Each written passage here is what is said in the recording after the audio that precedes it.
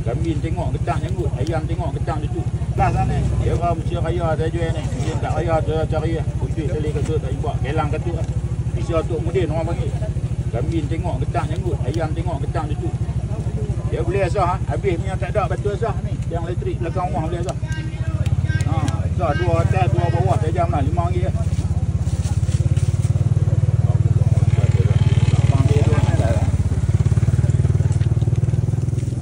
Tajam lah. Kambing tengok kambing lari, ayam tengok ayam lari. Tak lari cari mampu. Gajah nak mampu dia ada. Dia. Dia mesti spray.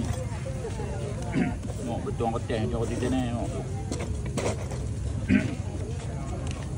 Yang ni RM5 sebilah besi spring. Spring ni bila katuk dia tak bunyi, dia terbenam mak. Dia tak bunyi ting tu, dia terbenam. Dia.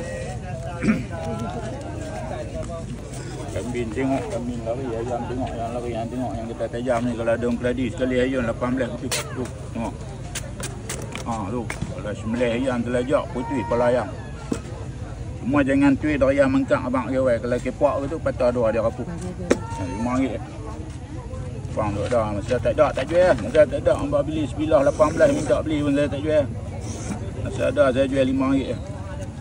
Saya jual tempat yang dah jual kan, Pak Long mai pula beli 5-6 bilah. Dia tanya buat apa? Rupanya jual dalam kampung RM10 laku ni. Saya jual RM5 lah. Macam betul dong tadi. Ya jangan kacak, jangan tuai raya mengkak tak boleh. Tuai raya mengkak dia patah dua dia rapuh orang.